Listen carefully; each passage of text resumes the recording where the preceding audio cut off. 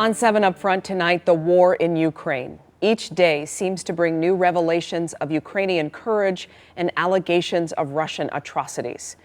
So joining us live now is Mykola Mirsky, chair of the Ukrainian American Crisis Response Committee in Michigan. Mr. Mirsky, we thank you for being with us again tonight. Thanks for having me.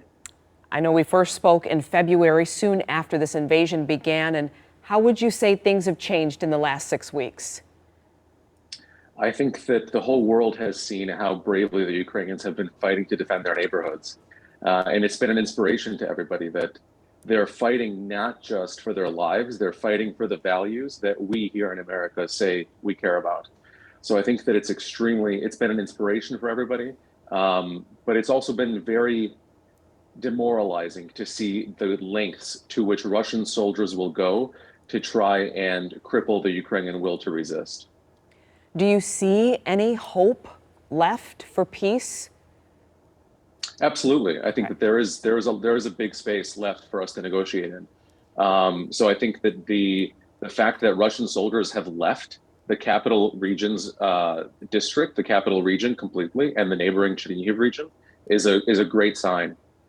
We are very concerned that those troops are actually going to be repositioned to invade Ukraine from the south and the east, which is territory that Russia is probably going to try and grab and hold on to as a consolation prize for not being able to topple the regime in Kyiv, the government in Kyiv.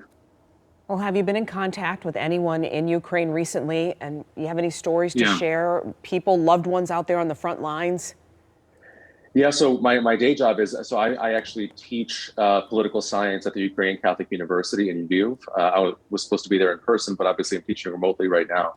One of my students was actually from Irpin, which is the neighborhood just north of the capital city of Kyiv that was basically flattened by Russian troops. She says that her home does not exist anymore. She has nowhere to go back to after the semester is over. So she lives in the dorms. And, at the end of the semester, your parents pick you up and drive you home. She has no home to go back to. She has no home to go back to. One of the things that's particularly sad about this is a lot of the Ukrainian soldiers are dying from non-critical injuries because they just don't have these. They don't have first aid kits that have gauze and tourniquets and Celox. So we're worried that there's so many preventable deaths on the Ukrainian side. And that's why the Detroit community here is working very hard to produce these first aid kits. So if you're able to help us out in any way by donating supplies or donating cash directly for us to fund these, our website is uacrisisresponse.org, and we can use all the help that we can get. And do you find that people are starting to respond to that help? Yes, people are. I think that people are seeing, especially the images of the war crimes that were committed over the weekend, the ones that were revealed over the weekend in Bucha.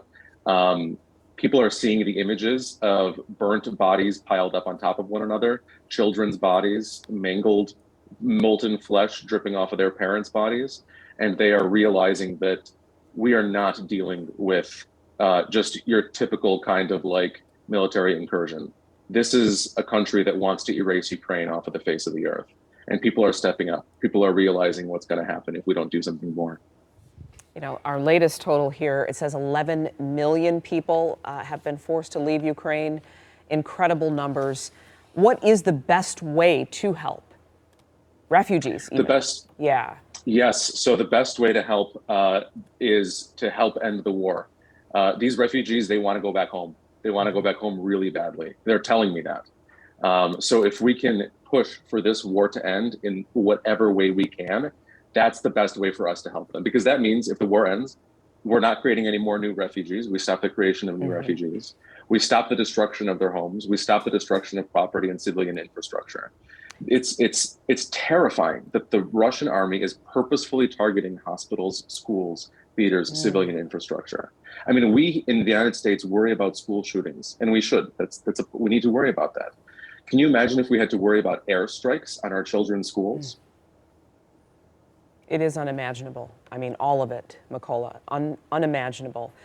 We'll talk again, and I look forward to that. Thank you for being with us tonight, and we'll put on our website where we can help. We'll be right back. Thank you.